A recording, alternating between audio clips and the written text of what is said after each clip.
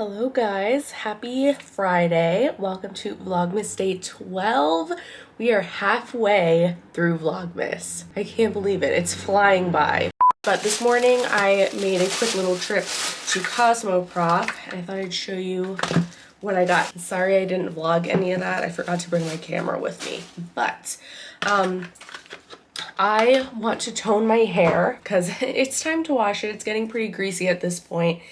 And I got it done. My friend Kate did it for me at her salon like exactly a month ago. And it still looks really good, but I just kind of feel like the tone, especially these like front face framing pieces, these pieces are really light, so I always have a hard time. Like they never really hold the toner for very long. So typically every like 4 to 6 weeks I have to refresh my toner. So I got Wella Illumina color in the shade H-13, which is a level 8 ash gold. So it's like that beautiful beigey tone that I love. And then that way, depending on the lighting, sometimes it looks a little more ashy and cool toned, and then other times it looks a little bit more warm.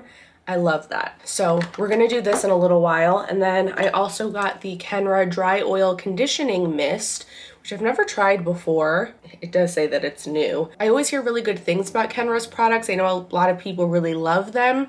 I've only ever tried their dry shampoo, which I really like. So I thought, let me try a couple more products from them. So this I had sprayed on my hand in the store. It smells amazing and it just feels like so soft. So it's a soft touch nourishing spray. It adds instant softness and shine. So I thought that this would be nice to just spray on the ends of my hair. And then I also got the Kenra Volume Spray Super Hold Finishing Spray. So it's a hairspray that also adds volume. And I showed you guys, I think it was Vlogmas day 4, where I shared my entire wet to dry routine. And I shared how I style my hair and all of my favorite products to use on it. And I showed this Paul Mitchell Undone Texture Hairspray.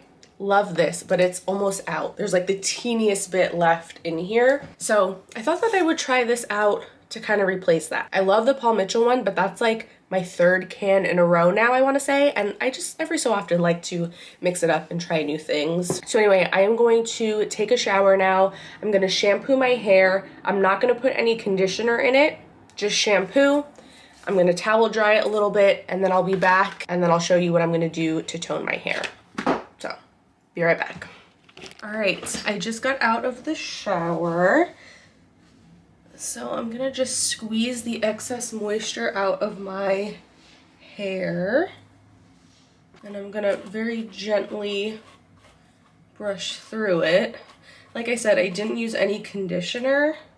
It doesn't matter, like if your hair gets really, really tangled and you absolutely need a little bit of conditioner, that's fine. It can add a little bit of like a barrier, so it's best to just shampoo it, but honestly, it's not that big of a deal. What's more important is that you completely brush through your hair and there's no tangles so that you can evenly saturate with the product. Now I'm gonna take my little mixing bowl. I got a bunch of these on clearance from At Home. These are just regular bowls, but I thought that they would be so cute as little mixing bowls for color. And I just have a food scale that I'm gonna use to weigh everything out. So this color is a permanent color, but you can use it for toning. And depending on how you mix it and what you mix it with, it can either act more like a permanent or it can act like a demi-permanent. My hair never holds toner for very long, so I'm gonna mix this like kind of in between, so it's a little bit more like a permanent. Basically, if you want it to be permanent, you mix it a 1-to-1 ratio with your developer. If you want it to work like a demi-permanent toner, you do a 1-to-2 ratio with your developer. So I'm gonna do like a 1-to-1.5 ratio, so that's like kind of in between, because I don't want this to like come out too dark, but I also want it to really stick. So I don't have too much hair, so I'm gonna use like 20 grams. I'd rather have to mix more than waste product. And then I'm going to use my Wella Color Touch Developer. This is 6 volume. Whenever you're toning hair, you are depositing only. You do not want to lift the hair at all, because all I want is for the pre-lightened, like blonde parts of my hair to grab onto this color. I don't want to do anything to the dark parts of my hair. So by using a low volume developer, it's going to only deposit that color. It's not going to lift at all. So like I said, I want to do like a 1 to 1.5 ratio. So I did 20 grams of color. I'm going to do about 30 grams of developer. I know sometimes when I'm showing myself doing my hair in my videos, I kind of will break the rules a little bit, and I'll have some people comment like, you can't do that. You're supposed to do blah, blah, blah, blah, blah. Once you understand the rules, you can break them or bend them a little bit as long as you know what you're doing. Some of the things that I do may be a little bit different than what you're gonna learn in beauty school. That doesn't mean that it's bad or it's wrong, but you definitely want to make sure that you're like learning the basics and learning the, I just ripped my glove, no! Like I was saying, you wanna make sure that you're learning the basics and the quote unquote correct way to do things before you start breaking the rules. So I'm just gonna literally grab the color in my hands and I'm just going to apply it. I would be wearing 2 gloves to do this, but as you saw, one just ripped. I'm just applying it everywhere where my hair is pre-lightened, and because this is deposit only, we're using a low volume developer. I don't have to worry about it touching the dark parts of my hair, because like I said, it's not going to do anything to that.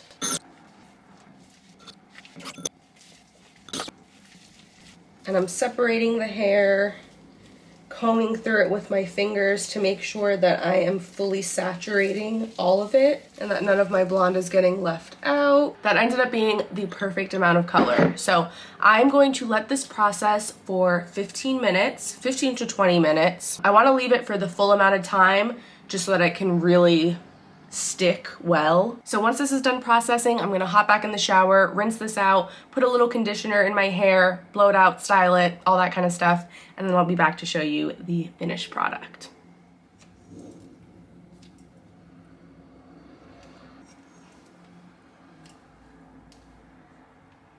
So I just curled the first section of my hair, and I'm gonna use the new Kenra products. If you wanna see like an in-depth step-by-step on how I do these curls, like I mentioned, go check out Vlogmas Day 4 where I share my entire wet to dry routine.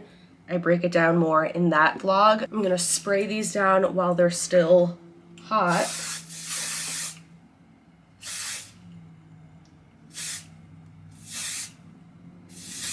And this is supposed to have a very strong hold, which normally I prefer more like lightweight hairspray.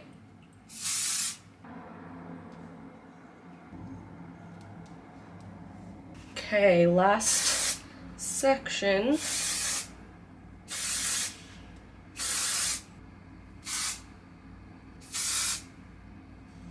So I'm gonna let these cool for a minute.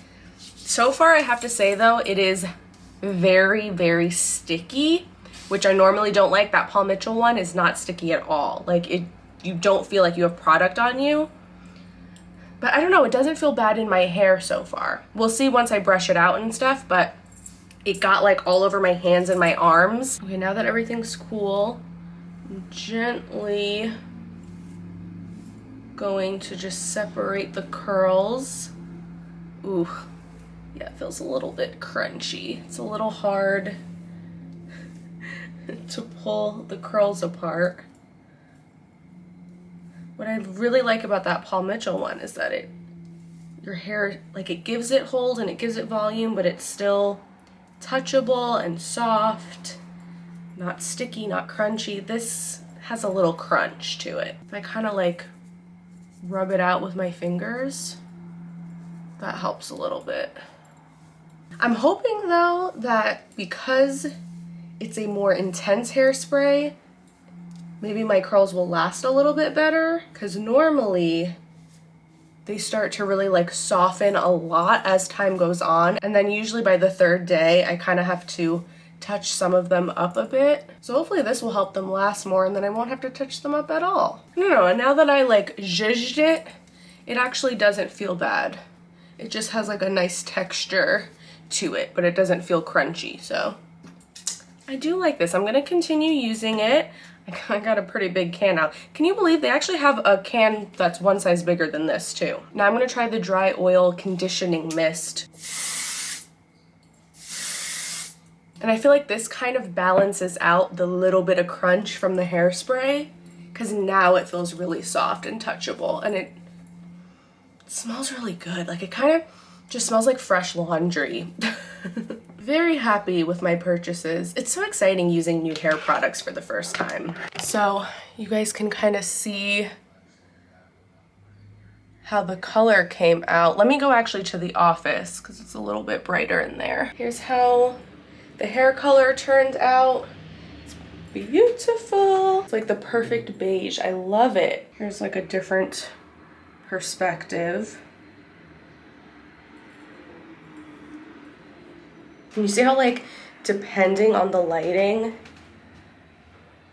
it can either look pretty warm or more cool? Like right here, instantly way cooler. Color looking fresh. By the way, because I swear in every freaking video I get comments about my peace lily plant. I do water it.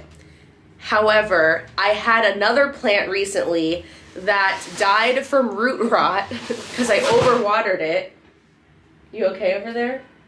And I don't have like a moisture reader, which I should get one.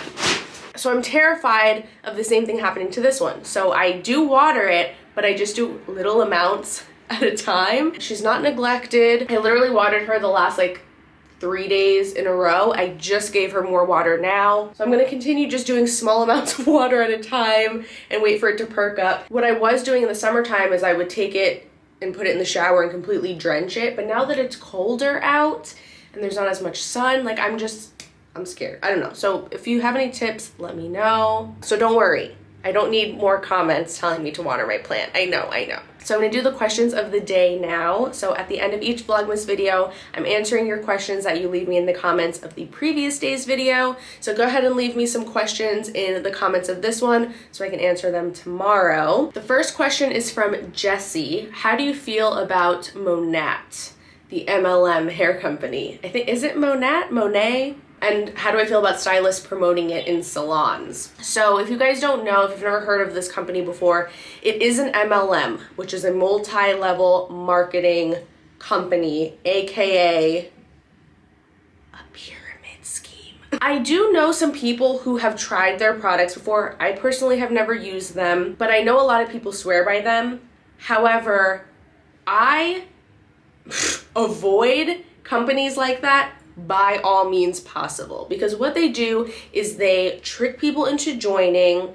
And I don't know about this company specifically, but most of the time you have to buy a certain amount, spend a certain amount to like buy into the program, and then you're like pressured to sell a certain amount and get other people to sign up under you, and you end up just losing out a lot of money. At least that is what I have learned from all of my research and other people's stories that I have read and watched on YouTube. If you are somebody who sells these products and you have a good experience, then that's great. This is obviously just a generalized statement. However, I'm very anti-MLM. So I have no interest in trying those products just because like the company structure in general is something that I just have, like, I don't want to be associated with. I've had so many people reach out to me in DMs trying to get me to like sign on to sell their products. I'm not interested. As far as stylists promoting it in salons, here's how I feel about that. If you're recommending something to me and you're promoting something because you genuinely really love it, I'm gonna be more inclined to believe you and want to try that product, as opposed to feeling like you're selling something to me because there's something in it for you. So I don't know. Are they promoting it because they feel the pressure to sell enough product to like meet their monthly quota? Or are they promoting it in the salon because it actually is good? I don't know. And like I said, if you love that company, you like their products, you work for them, whatever, like don't come for me, okay? That's just my opinion. The next question is from Prince Angel. I hope I said that right. Does it annoy you when a client watches you the whole time in the mirror as you're doing their hair? No, I mean, it depends, I guess, on the situation. Are they watching me in the mirror the whole time because they don't trust me and they're like doubting me and they're trying to see what I'm doing? Then yeah, that's a little bit annoying, because I feel like if you are gonna come sit in my chair and you want me to do your hair, like, you should trust that I know what I'm doing. But if they're just watching because they're just genuinely curious, and some people just really enjoy watching other people do hair. When I was getting my hair done recently at the salon, I was watching in the mirror because I was just like, I like watching other people work, and I just wanted to see what she was doing. I wasn't judging, I wasn't doubting her. So that doesn't bother me at all. And I actually like when clients are interested in what I'm doing and have questions and just like genuinely want to learn things. So that's all of the questions that I'm gonna answer today. Thank you guys so much for your questions and so much for watching. I can't believe we are halfway through Vlogmas already. Oh my God. Don't forget, leave your questions down below for tomorrow's vlog, and I'll see you then. Bye.